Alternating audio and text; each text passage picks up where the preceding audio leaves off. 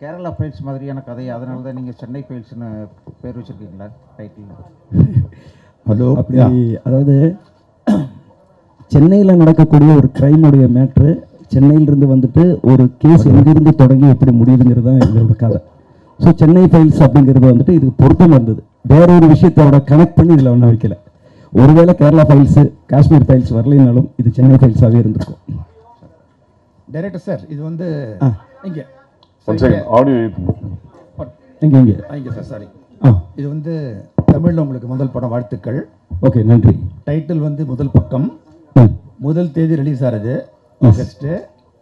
Hero பேர் வெற்றி. நானும் யோசிக்கல சார், முதல் பக்கம் முதல் தேதியில் ரிலீஸ் ஆகுதுங்கிறது நல்லா. Okay, thank you. ஹீரோ பேர் வெற்றி, அதில் ஒரு வெற்றி இருக்கு. வெற்றியின் முதல் படியை இன்னைக்கே தொட்டுட்டீங்க, வாழ்த்துக்கள். ஓகே, நன்றி நன்றி நன்றி நன்றி. வெற்றி சார், வெற்றி சார்.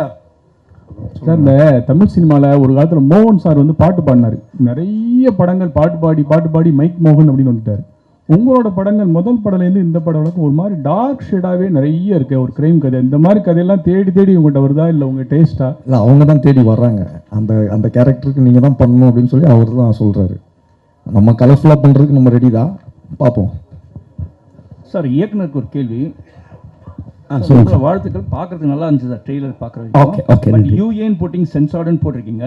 ஆனால் இதுக்கான ட்ரெய்லரும் பாடல்களையும் சென்சார் வாங்கலையா இன்னும்? ஏன்னா நீங்கள் 126.22 மினிட்ஸ்னு வருது சென்சார் சர்டிஃபிகேட். அதாவது படத்தோட சென்சார் சர்டிஃபிகேட்டை போட்டுட்டு இது போடுறீங்க. அந்த சாங்ஸில் பார்த்தீங்கன்னா மது அருந்துற காட்சிலாம் இருக்குது. அதில் எங்கேயுமே ஸ்டாட்டுட்டரி வார்னிங்கே போடாமல் இருக்கீங்க.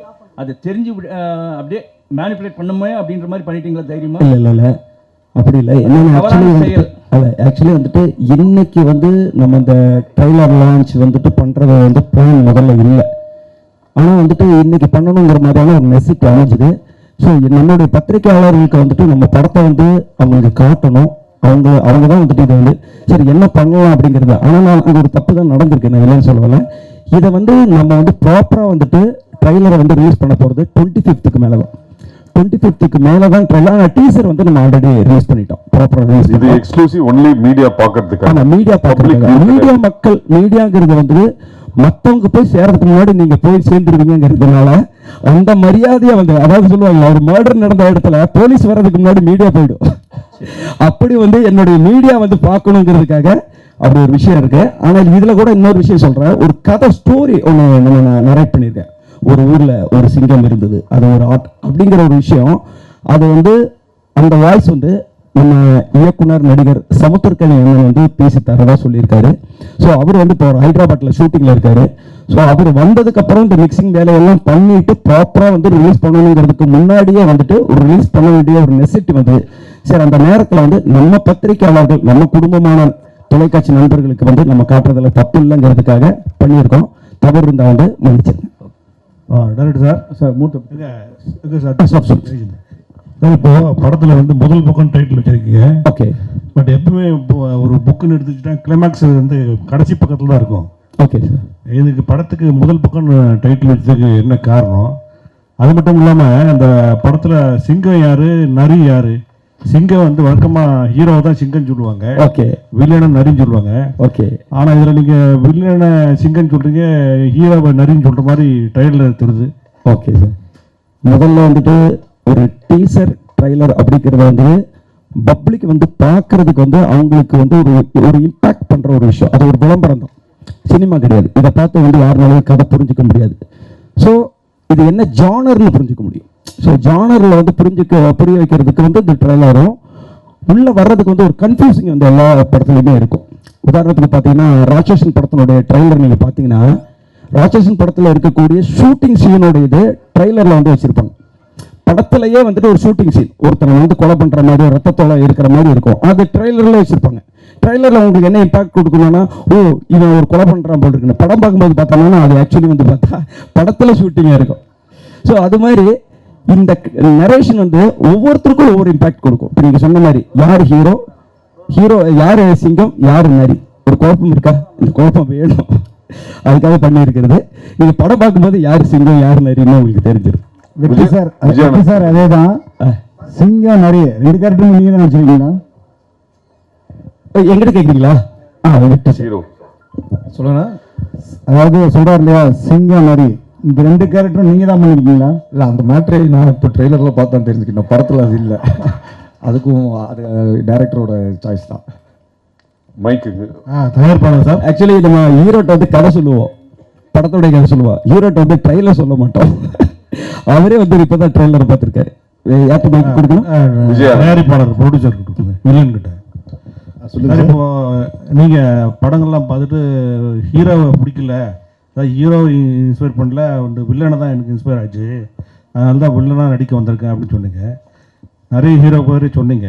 நீங்கள் எந்த இன்ஸ்பிரேஷனில் வந்தீங்க, எந்த மாதிரி வில்லனாக ஆகணும் அப்படின்னு சொல்லிட்டு நீங்கள் நினைக்கிறீங்க? இல்லை, நான் முதலே சொன்னதான் சார். இப்போ துப்பாக்கி படத்தோட வில்லன் தனி ஒருவன் ஒரு மாதிரி வில்லன், அதாவது ஒரு கிளாசி வில்லன். அந்த படத்தை வந்து எலிவேட் பண்ணணும். அதாவது இப்போ இந்த படம் எடுக்கும்போது கூட அவர் கதை சொல்லும்போது நான் சொன்னேன், சார் நீங்கள் ப்ரொடியூஸ் பண்ணுறீங்க, மேபி உங்களுக்கு எக்ஸ்ட்ரா சீன்ஸ் அதெல்லாம் தேவையில்லை. அந்த கதைக்கு என்ன தேவையோ, அந்த வில்லனுக்கு எவ்வளோ தேவையோ, அந்த மீட்டருக்குள்ளே நான் எவ்வளோ பெர்ஃபார்ம் பண்ண முடியுமோ நான் பண்ணி கொடுப்பேன். ஸோ எனக்கு வந்து இப்போ நீங்கள் என்ன பார்த்துக்கிட்டிங்கன்னா, இப்போ படம் பார்க்குறோம், அந்த படத்தை பார்த்தாலே உங்களுக்கு தெரியும், இவருக்கு இந்த மீட்டரில் தான் நம்ம போய் தேடலாம், இவரை வந்து நம்ம இந்த மாதிரி யூஸ் பண்ணலான்னு விஷயம் தெரிஞ்சவங்களுக்கு தெரிஞ்சிடும். ஸோ அந்த மாதிரி வரும்போது தெரிஞ்சிடும் எனக்கு. அந்த டைரக்டர் இதுக்கு மேலே எனக்கு ஆப்பர்ச்சுனிட்டிலாம் வந்து கதை வந்துச்சுன்னா எனக்கு சூஸ் பண்ணும்போது தெரியும், என்னால் முடியுமா முடியாதான்னு எனக்கு தெரிஞ்சிடும். அவங்களுக்கும் தெரியும் என்ன கேட்கணும்னு தெரியும். பார்க்கலாமே எப்படி போகுதுன்னு. Thank you sir. சில்வா மேடம், நீங்கள் ஜேர்னலிஸ்டாக நடிச்சிருக்கீங்கன்னு டைரக்டர் சொன்னார். ஜேர்னலிஸ்டாக நடித்தா ஹீரோயின் வந்து கொஞ்சம் கிளாமராக நடிக்க முடியாது. இந்த படத்தில் வந்து எப்படி நடிச்சீங்க, என்ன மாதிரி ஜேர்னலிஸ்ட், பாடி லாங்குவேஜ்லாம் யார் பார்த்து இது பண்ணீங்க? உங்களை பார்த்து தான் கற்றுக்கிட்டேன். இங்கே வந்துட்டு சுந்தரம் பேர் தான் மீனாட்சி சுந்தரம் பேரு.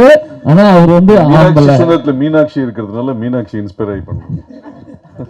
டேரக்டர் சார், சொல்லுங்க சார். வில்லனைய முகத்தையே காமிக்கல ஒன்று. அப்புறம் வெற்றி சார் எப்போ டி ராஜே தாடி வச்சு நடிக்கிறீங்க, எப்போ எல்லாரும் நடிப்பீங்களா? ஒருவேளை இந்த படத்துக்கு வரும்போது அவர் தாடி இல்லாமல் வந்திருந்தா கூட நான் தாடி வளர்த்த சொல்லி இருந்திருப்பேன். ஏன்னா இந்த கதைக்கு வந்துட்டு தாடி வளர்த்துன ஒரு கேரக்டர் தான் எனக்கு தேவைப்படுது. அது ஆல்ரெடி அவர் தாடியோடய முன்னாடி நடிச்சிட்டு இருந்தாரு. ஸோ இந்த கதைக்கும் அது தேவைப்பட்டதுனால அப்படின்னு. வில்லனை ஏன் வந்து முகத்தையே காட்டலைன்னா, அவரை வந்து ஒரு ஃபுல் மூவியாக வர்ற நேரத்தில் அவரை பார்த்தா நல்லா இருக்கும்னு நான் எதிர்பார்க்குறேன். ஏன்னா என்னதான் இருந்தாலும் அவர் வந்து தயாரிப்பாளர் இருந்தாலும் இந்த படத்தில் வந்து ஒரு அறிமுக நாயகன். அந்த அறிமுக நாயகனை ஒரு சின்ன ஷார்ட் டைமில் வந்து நம்ம காட்ட வேணாம், பிக் டைமில் காட்டுவோம் அப்படிங்கிறதுக்காக அவரை நான் வந்து ஹைட் பண்ணி வச்சுருக்கேன். சார், ப்ரொடியூசருக்கு படம் முடிச்சிட்டிங்க, ஆனாலும் கிட்டத்தட்ட ஒரு 2 years கிட்ட உட்காந்து எடிட்டே பண்ணிட்டு இருக்கோம் அப்படின்னு சொன்னீங்க. நீங்கள் 1 year why took so much time? நீங்கள் எக்ஸிக்யூஷன் பண்ணீங்க, அது கூட ஷார்ட் ஃபிலிம்லாம் எடுத்து பார்த்துட்டீங்க, படமும் முடிஞ்சிருச்சு. Then why you took 1 year to edit? நாங்கள் அந்த டயத்துக்கு வெயிட் பண்ணியிருந்தோன்றது வேறு, but still I was sizzling the படம்ன்றதுக்கான ரீசன் இல்லை. ஏன்னா அந்த ஒரு டைமில் சார், அந்த 1 year இருக்குல்ல, எடிட் பண்ணுறது ஒரு பக்கம். அந்த டைமில் வந்து மார்க்கெட்டில் பார்த்தீங்கன்னா புது படம் எல்லாமே வெளியே வரல, எல்லாம் பழைய படமாகவே ரிலீஸ் பண்ணிட்டு இருந்தாங்க. கர்ணன், கில்லி இதெல்லாம் திருப்பி வந்துகிட்டு இருந்துச்சு. ஸோ ஒரு டைம் இருந்துச்சு, அந்த டைம் சரியாக இருக்கணும் இல்லையா? அந்த மார்க்கெட்டிங்னு ஒரு டைம் இருக்குது. ஸோ அந்த ஒரு டைம் வந்து மஞ்சுபல் பாய்ஸ்லாம் ஓடிக்கிட்டு இருந்துச்சு. So I say let's wait, அந்த ஒரு டைம் வரட்டும் கரெக்டாக. But will just keep. ஏன்னா ஒரு க்ரைம் த்ரில்லரை எடிட் பண்ணுறது இருக்குல்ல, நாட் அ ஈஸி ஜாப்.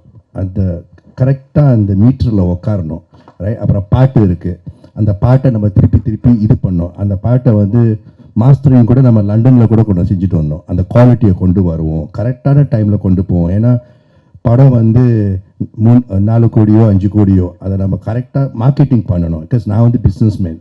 அது டைம் எடுத்துக்கிட்டாலும் கரெக்டாக மார்க்கெட்டிங் கரெக்டாக இருக்கணும், கரெக்டான டைமில் வரணும். ஸோ நாங்கள் படத்தை ரிலீஸ் பண்ணலான்னு பிளான் பண்ணது last year November.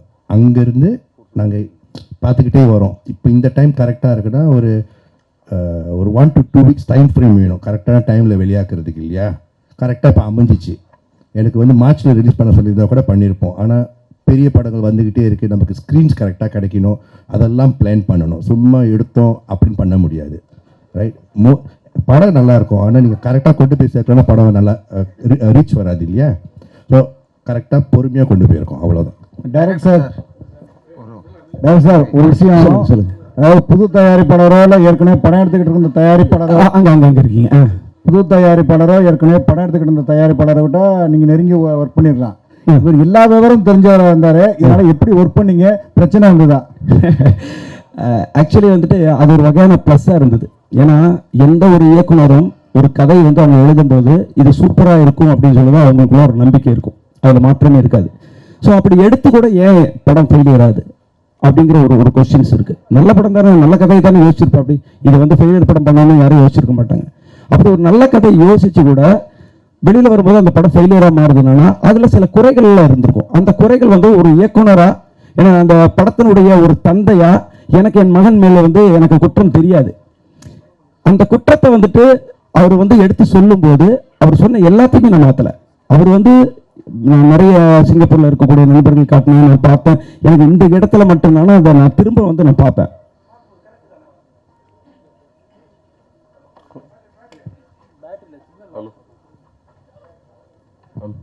Hello. So அப்படி வந்துட்டு அவர் சொன்ன கரெக்ஷன் வந்து எனக்கு இதுக்கு பெரிய சப்போர்ட்டிங்காக இருந்தது. அவர் என்னடா எல்லாத்தையுமே கேள்வி கேட்டிருக்காரு, எல்லாத்தையுமே சொல்லிட்டு இருக்காரு அப்படின்னு நான் ஃபீல் பண்ணல.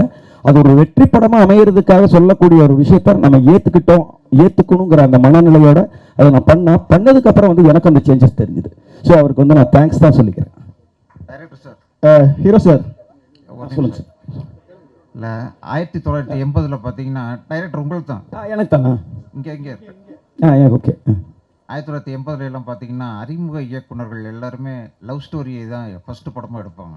ஆனால் இப்போ வர எல்லா அறிமுக இயக்குனர்களும் இதே மாதிரி வெட்டு குத்துக்குள்ள சஸ்பென்ஸ் த்ரில்லராகவே எடுக்கிறீங்களே, என்ன காரணம்? அதாவது வந்து அந்தந்த சீசனில் அதாவது வரும். மாம்பழ சீசனில் மாம்பழம் தான் வரும், வாட்டர் மெலன் சீசனில் வாட்டர் மெலன் தான் இருக்கிற மாதிரி சினிமாவும் வந்து ஒரு சீசன் தான். அதை நம்ம புரிஞ்சுக்கணும். என்கிட்ட வந்து அப்போ லவ் கதை இல்லையா, என்கிட்ட வேற கதை இல்லையான்னு கேட்டாங்கன்னா ஒவ்வொரு இயக்குனராக வரும்போது அவங்கள்ட்ட கிட்டத்தட்ட ஒரு 10 கதை இருக்கும். அந்த 10 கதையில முதல் கதை எது படமாக்கப்பட போகுதுங்கிறது அந்த இயக்குனருக்கே தெரியாது. நம்ம வந்து ஒரு ப்ரொடக்ஷன் கம்பெனியில் வந்து கதை சொல்ல போகும்போது அவங்க சொல்லுவாங்க, உங்கள்ட்ட இந்த மாதிரியான ஜானரில் கதை இருக்கான்னு கேட்பாங்க. ஏன்னா வந்து அந்த டைமில் வந்து பார்த்தோன்னா லவ் படமாக ஓடிட்டு இருக்கும். நான் வேற ஒரு கதை சொல்ல போனேன்னா லவ் கதை வச்சிருக்கீங்களான்னு கேட்பாங்க. அப்போ நான் லவ் கதை தான் சொல்லுவேன், சொல்லி அது படமாக்கப்படும். அடுத்தது நான் லவ் கதை சொல்லலான்னு போகும்போது வந்து பார்த்தேன்னா அப்படியே வந்து எல்லா சஸ்பென்ஸு த்ரில்லரு கிரைம் இப்படி ஓடுதும்பாங்க. அப்போ அந்த நேரத்தில் நம்மள்ட்ட கேட்பாங்க கிரைம் கதை வச்சிருக்கேன். ஸோ எதை கேட்டாலும் சொல்ல வேண்டும்ங்கிற தயார் நிலையில் ஒரு இயக்குனர் இருந்தால் மட்டும்தான் அவன் இயக்குனர் ஆக முடியும். ஸோ இந்த சீசனில் நான் இது பண்ணியிருக்கேன். இந்த முதல் பக்கத்தை தவிர அடுத்த பக்கங்கள் வரும்போது நீங்கள் கேட்ட கேள்விக்கான ஆன்சர் மாறும்.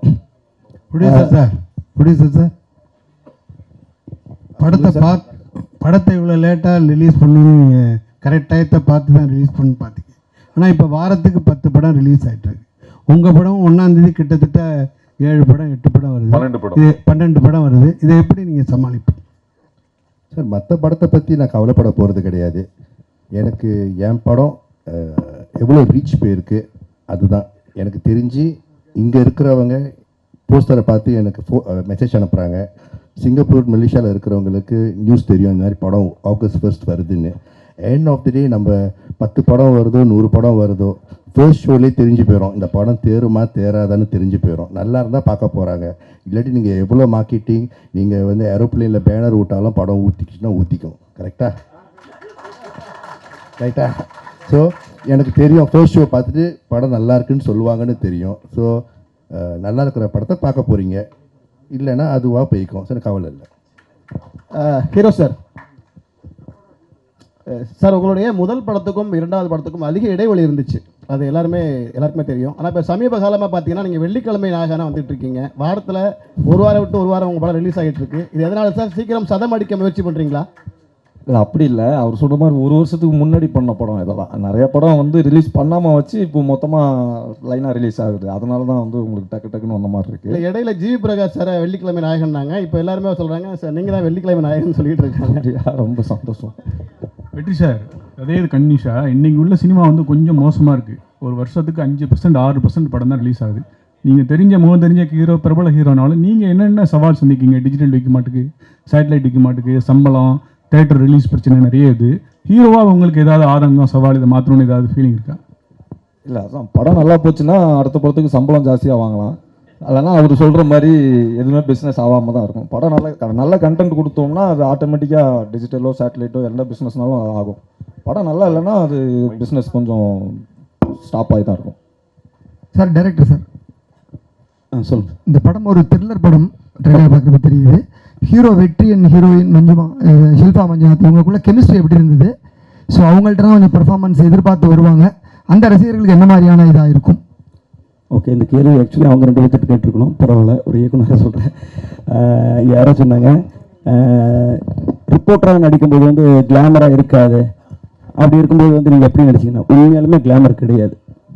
உண்மையாலுமே கிளாமர் இல்லாமல் ஒரு ரிப்போர்ட்டராக அவங்க கரெக்டான ஒரு பதில் சொன்னாங்க. இந்த ரிப்போர்ட்டர் எங்கே கற்றுக்கிட்டா உங்கள்கிட்ட இருந்து கற்றுக்கிட்டாங்கன்னு. அதே மாதிரி தான் படத்தில் அவங்கள தெளிவான ஒரு ரிப்போர்ட்டராக மட்டும்தான் காட்டியிருக்காங்க. டக்குன்னு 2 பேர் வந்து பார்த்தாங்க, கண்ணும் பார்த்தது காதல் பாட்டு போனதுங்கிறது என் படத்தில் இல்லை. ஆனால் அவங்களுக்கான ரோலில் 2 பேரும் எப்படி ட்ராவல் பண்ணணுமோ அதை நான் கரெக்டாக காட்டியிருக்கிறேன். அந்த ட்ராவலில் அவங்களோட கெமிஸ்ட்ரி வந்து கரெக்டாக இருந்தது. வெற்றி சார், இப்போ நீங்கள் கூட சொன்னீங்க படத்தினுடைய கண்டென்ட் நல்லா இருந்தால் நல்லா ஓடும், இல்லைன்னா ஓடாது அப்படின்ட்டு. ஆனால் இல்லை, ஓடுறது சொல்லல, பிஸ்னஸ் ஆகுறது. பிஸ்னஸுக்கு சேட்டலைட்டோ பிஸ்னஸுக்கு கண்டென்ட் தான் முக்கியங்கிறப்ப அதை வச்சு ஹீரோக்கள் சம்பளத்தை ஏற்றுறது அப்படிங்கிற ஒரு விஷயம் இருக்குல்ல, அதை பற்றின ஒரு விமர்சனம் பல பேர் சொல்லிகிட்டே இருக்கிறாங்க. படத்துடைய கண்டென்ட் தான் முக்கியம், டைரக்டர் தான், நீங்களும் அதை சொல்கிறீங்க. ஆனால் ஹீரோக்களுடைய சம்பளம் ஏற்றிடுறாங்களே, அதை பற்றி என்ன நினைக்கிறீங்க? நான் ஒன்றும் ஏற்றலையே. பொதுவாக சொல்கிறேன், இப்போ நீங்கள் பேசுகிறது சினிமா இண்டஸ்ட்ரி பற்றி பொதுவாக சொன்னீங்க. அது மாதிரி பொதுவாக சொல்கிறேன், அந்த மாதிரி ஒரு விமர்சனம் இருக்குல்ல. இல்லை, அவங்க கொடுக்குறாங்க, இவங்க வாங்குறாங்க, அவ்வளோதானே. கொடுக்குறவங்க இருக்கிற வரைக்கும் வாங்குறவங்க வாங்கிட்டு தானே இருப்பாங்க. நன்றி sir. Yeah, Shilpa. My question to Shilpa, ma'am. Yeah. Shilpa, playing a journalist in a crime thriller must have been exciting and challenging too. We all know you're a perfectionist. What kind of homework you did exactly to do justice to the character? Because the whole film revolves around you. Sir, to correct, it doesn't revolve around me because இது த்ரில்லர்னால வெற்றி and Mahesh அவர் கூட தான் ஒரு journey தான். இது கூட வந்துட்டு ஒரு அந்த பிரிட்ஜ் வந்துட்டு நான் சேர்ந்து தரேன். ஸோ அந்த மாதிரி கேரக்டர் தான் இந்த படத்தில் பண்ணியிருக்கேன். No, I am not. I'm helping him to unreveal it. So, and எப்படியானா ஹோம்ஒர்க் பண்ணேன் போது நான் இண்டஸ்ட்ரிக்கு வரும்போது இந்த தியேட்டர்ஸ் பண்ணிட்டு தான் நான் வந்தேன். வீதி நாடகம் அதெல்லாம் பண்ணிட்டு தான் கற்றுட்டு தான் வந்தேன். ஸோ அங்கே Prakash Belawadi sir was my guru. So first thing what he told to be a good actor is, நீங்கள் ஒரு பார்க்கும்போது ஒரு வித்தியாசமாக இருக்குன்னா you have to be like a sponge, you have to absorb them. So நான் வீட்டுக்கு போயிட்டு like if I see something interesting I will start behaving like them. So as a person I am like that. So whenever I come see you all, there are so many characters, so it was not difficult for me because morning in the night varaikku we will be around you, talk with you, like interviews irukla. So playing you guys was not a difficult task for me. The body language irukla, neenga question kekra attitude irukla. In fact neenga question kekkumbodhu ஒரு attitude irukku, ஒரு friendly-ஆ இருக்கும்போது நார்மலா பேசும்போது இன்னொரு attitude irukku. So that is something as a journalist at the thin line மாறும். When I was questioning him in the movie also, நீங்கள் ஃப்ரெண்ட்லியாக மாறுறதுக்கும் போது ஒரு attitude மாறிடும். அண்ட் ஒரு ஜேர்னலிஸ்டாக கேட்கும்போது தெர் இஸ் ஒரு கத்து இருக்கும். And there is a power in your pen. Like the journalism ஒரு மைக் நம்ம கொடுக்கும்போது ஒரு பவர் இருக்குது, நாங்கள் அது அவாய்ட் பண்ண முடியாது. So you ask my question, I can't say, நான் சொல்ல மாட்டேன், because that's a power. So ஜேர்னலிஸ்ட்டுக்கு அந்த பவர் இருக்குது, அந்த வாய்ஸில் இருக்கட்டும், அந்த பெனில் இருக்கட்டும். So I think that was important here.